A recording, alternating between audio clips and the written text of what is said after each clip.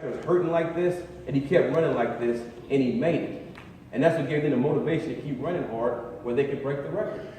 Roger Bannister was calling them from his lighthouse. He was calling them from the place he already was and helping people who were trying to get there. And that motivation has helped 20,000 people, over 20,000 people, complete the race.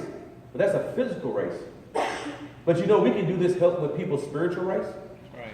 And God calls us to do this. God calls us to be one another's Roger Bannister. Because there's going to be times in life where we feel like we cannot continue the race. We cannot continue to run. We cannot continue to make it through this problem in our church, this problem in our faith, this problem in our family or in our relationship. But then there's some other Christian who was already there, who was hurting like you, that kept the faith and they did it. And that's the voice, that's the encouragement that Hebrews 3:13 is talking about, that will prevent a person from being deceived by sin. In the heart, encouragement protects us from sin's deceitfulness. But who's out there encouraging people today?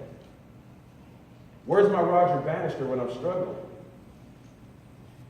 Who's been there, done that, and has a t-shirt and is willing to show me their t-shirt? They don't want to show me their t-shirt because that t-shirt is an ugly t-shirt. If you've ever been through anything, you know that t-shirt is not a Disney World t-shirt. It's not going to say, well, it's not going to have Mickey Mouse on it, is it?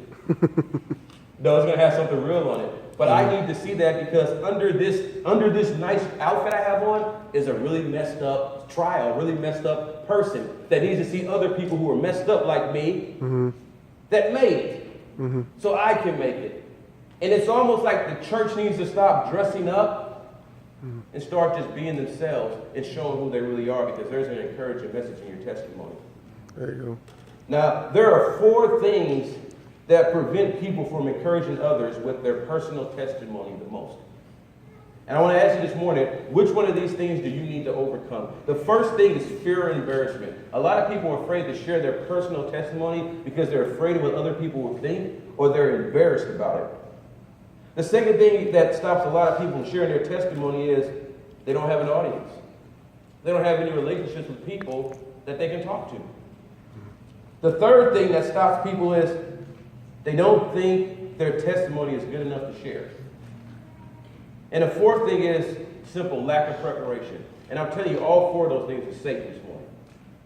Satan is trying to discourage you because you shouldn't be afraid or embarrassed about what God's done in your life. Paul says, I'm the great God, took me the worst of sinners to be an example to other people about his mercy. God gave us your testimony. God gave you that testimony. Don't be embarrassed by it. Second thing is, if you don't have an audience, start building relationships so you can have an audience. The third thing is, stop believing the lie that your testimony isn't good enough to share. God wouldn't have gave it to you if it wasn't good enough. And finally, prepare your testimony. And that's what I want to ask everyone to do. I want to ask everybody in this room today to prepare your own testimony of encouragement. And pray that God puts someone in your life that needs to hear it. And then start building relationships today. And stay alert for the person that God brings into your life that needs your encouragement. We watched the movie War Room last Sunday. Amazing movie.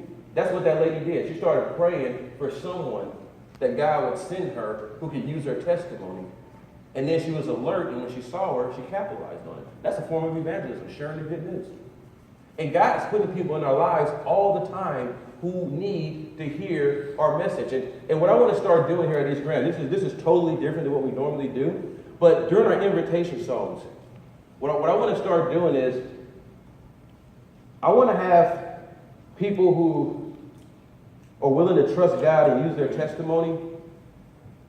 I want you to send me your testimony. I mean, all 250 of you. I'm serious. Send me your testimony on an email so I can keep it. Because sometimes the brothers and sisters that come forward, they're going through things that I've never experienced before.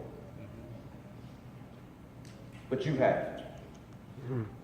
And where I need your testimony is when that person comes forward and when I pray for them, I need you to be that person's Roger Bannister. I need to connect that person with you later that week so you can say, you know what? I've been through that exact same thing. I know exactly how you feel, and I'm telling you, you can make it through because I made it through.